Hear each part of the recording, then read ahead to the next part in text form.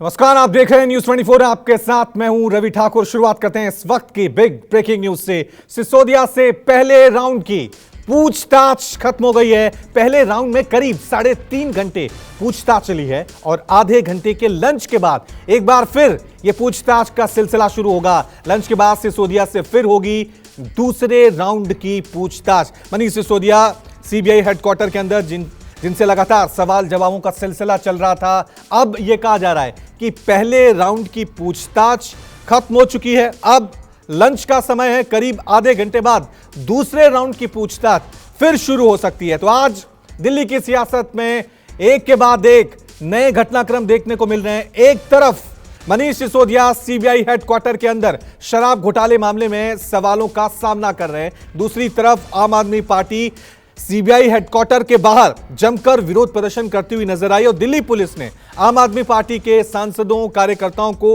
हिरासत में ले लिया। आम आदमी पार्टी के सांसद संजय सिंह को भी हिरासत में ले लिया गया है। दूसरी तरफ इस पूरे मुद्दे पर बीजेपी भी आम आदमी पार्टी पर हमलावर नजर आ रही है। चलिए इस खबर पर और ज्यादा जानकारी के लिए सीधा रुख करते हैं मेरे सहयोगी प्रशांत देव का, जो इस वक्त सीबीआई हेडक्वार्टर के बाहर ही मौजूद हैं। प्रशांत, आपसे जानना चाहेंगे, पहले राउंड की बातचीत खत्म हो गई है, लेकिन सबके जहन में यही सवाल आ रहा है कि क्या सवाल थे जिनका सामना आज मनीष सिसोदिया को सीबीआई अधिकारियों का सीबीआई हेडक्वार्टर के अंदर करना पड़ा?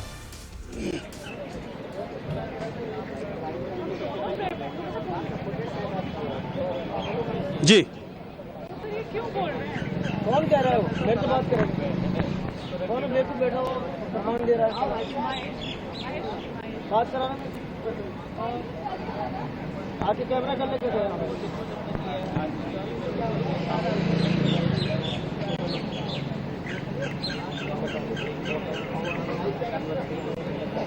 प्रशांत, मेरा सवाल आपसे यही था कि क्या पहले राउंड की जो सवाल जवाब का सिलसिला है वो खत्म हो गया है? क्या सवाल पूछे गए हैं, कोई अंदर से खबर? देखिए, मैं आपको बता दूं कि ये राउंड जैसी तो कोई बात नहीं है, लेकिन एक लंच ब्रेक उनको दिया गया है और अंदर ही दिया गया। लंच ब्रेक में ये बाहर नहीं आए हैं, यानी कि लंबी पूछताछ आज इनसे होनी है।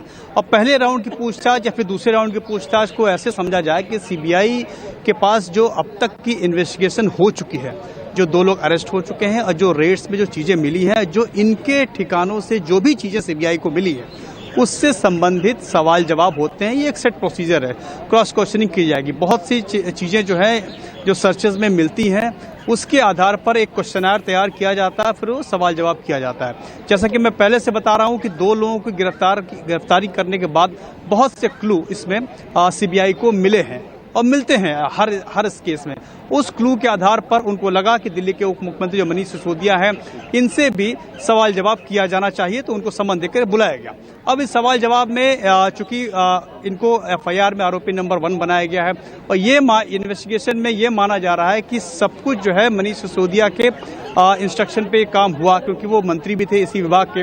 तो ये चाहे वो लाइसेंस की बात हो, वेव ऑफ की बात हो, टेंडर देने की बात हो, जितनी भी जो पूरी कार्रवाई हुई उसको सिलसिलेवार तरीके से पहले राउंड में पूछताछ की जाती है। जो भी जवाब देंगे उसको वहां पे लिखा जाएगा, सारे जवाब लिया जाएंगे। जो दूसरे आरोपियों से पूछताछ करके जो जानकारी मिली है उसका भी सवालों के जरिए कन्फ्रंटेशन होता है। जो सवाल जवाब पहले हुए हैं, जो उत्तर दिए गए हैं दूसरे आरोपियों ने, उनका कन्फ्रंटेशन भी इनसे इन्वेस्टिगेशन में किया जाएगा। इसके बाद जो जवाब ये देंगे दूसरे आरोपियों से पूछताछ की जाएगी। तो ये एक तरीका होता है जांच पड़ताल करने का, जो इस पे लगातार सीबीआई कर रही है। और लंच ब्रेक के बाद फिर दोबारा इनसे पूछताछ की जाएगी। अब कितने देर पूछताछ होगी ये बात अभी साफ नहीं है, लेकिन अमूमन सुबह से लेकर शाम तक ऐसी इन्वेस्टिगेशन में पूछताछ की जाती है। ये बात जरूर है कि जैसे ही मनीष सिसोदिया यहाँ आए, आधे घंटे लेट से आए, आसपास भीड़ बहुत जम गई थी, हंगामा भी हुआ, लोग कार्यकर्ता वहां पे सड़कों पे जमे रहे और राजनीति इस पे गर्म हो जाती है। जब भी इस तरह की किसी भी राजनेता या फिर किसी ऐसे रसूखदार लोगों से पूछताछ होती है तो गर्मागर्मी हो ही जाती है। और किसी राजनीतिक पर्सनालिटी से पूछताछ होती है तो उस पर राजनीति होना स्वाभाविक है। ये हमेशा होता है, चाहे वो किसी पार्टी के लोग हों, किसी से भी पूछताछ हो। तो सुबह जो चारों तरफ जिस तरीके का माहौल था उसके वो अलग चीज है, और यहाँ जो अंदर पूछताछ हो रही है वो अलग चीज है, उसका इससे कहीं कोई लेना देना नहीं है।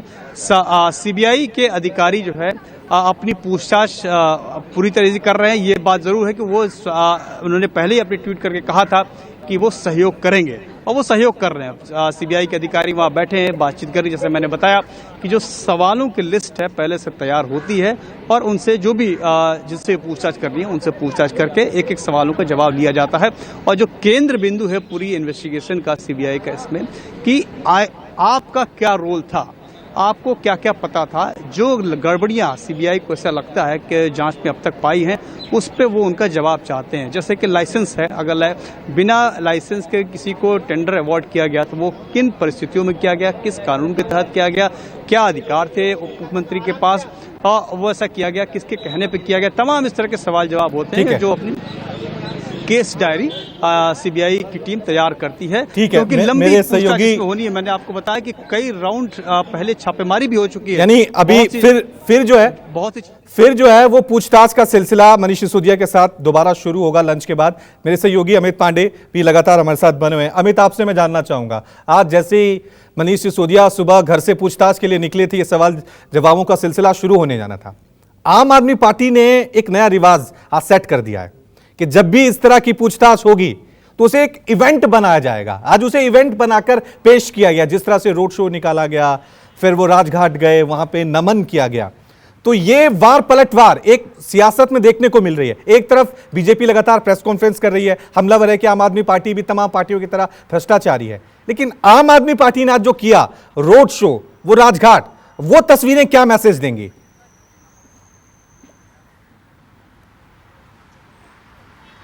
देखिए रवि, आम आदमी पार्टी इस बात को बहुत अच्छे से जानती है कि परसेप्शन सेट करना और टीवी में दिखना, जिस तरह विजुअल सुबह सामने आए, उससे साफ तौर पर जो लोग हैं, जो कार्यकर्ता हैं, उनका कहीं ना कहीं मनोबल बढ़ता है। और राजघाट जाना, क्योंकि अमूमन जो हमने देखा है आम आदमी पार्टी का कोई भी, चाहे मुख्यमंत्री जब शपथ ले रहे थे या उससे पहले भी किसी भी तरह का कोई भी पार्टी में कुछ नई शुरुआत होती है तो राजघाट से करते हैं, क्योंकि आंदोलन से जुड़ी हुई पार्टी है। तो यही वजह है कि जब मनीष सिसोदिया, बाकी नेताओं से भी हम पूछे राजघाट आखिर क्यों, तो उनका कहना था हम बापू के पास जाते हैं और बापू का एक वचन है सत्य में जयते। और आम आदमी पार्टी इस बात को कह रही है कि हमने कोई करप्शन नहीं किया और सच्चाई की जीत होगी, क्योंकि मनीष सिसोदिया ने भी इसको लेकर ट्वीट भी किया था। अपने ट्वीट में सत्य में जयते का जो उन्होंने कहा था उसका साफ तौर पर एक मैसेज था। लेकिन सबसे महत्वपूर्ण बात ये समझना होगा, क्योंकि 2 राज्यों में चुनाव है, ऐसे में पार्टी कहीं भी अपने आप को पीछे नहीं रखना चाहती। और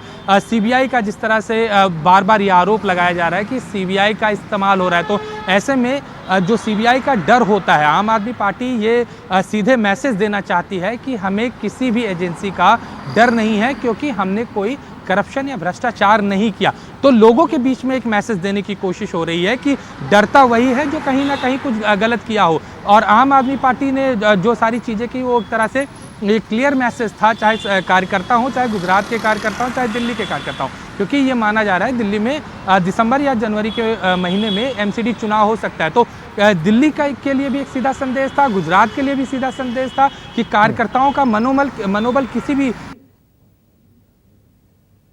था, क्योंकि अरविंद केजरीवाल भी अभी गुजरात में सभा को संबोधित कर रहे थे। उन्होंने साफ तौर पर कहा कि 8 तारीख जैसे ही नतीजे आएंगे, जेल के जो ताले हैं वो टूटेंगे और मनीष सिसोदिया जेल के बाहर होंगे। तो एक तरह से सीधा मैसेज है जो बार बार आम आदमी पार्टी मैसेज देने की कोशिश कर रही है सुबह से ही, या इससे पहले भी, क्योंकि इससे पहले भी जब पूछताछ हो रही तो हमने इसी तरह का देखा था कि जो कार्यकर्ता थे वो समर्थन पे उतर आए। सत्येंद्र जैन के टाइम पे भी हमने देखा था कि किस तरह से अरविंद केजरीवाल पूरी तरह से खड़े रहे। उन्होंने यहाँ तक कह दिया बिल्कुल अमित, ये वार पलटवार का सिलसिला जो है वो आज दिन भर देखने को मिला है। नमस्कार, मैं हूं मानक गुप्ता। अगर आपको हमारा ये वीडियो पसंद आया हो तो इसे लाइक और शेयर जरूर करें, और हाँ, हमें सब्सक्राइब और फॉलो करना ना भूलें, ताकि आप देश और दुनिया की कोई खबर मिस ना करें। तो जुड़े रहिए हमारे साथ और देखते रहिए न्यूज़ 24।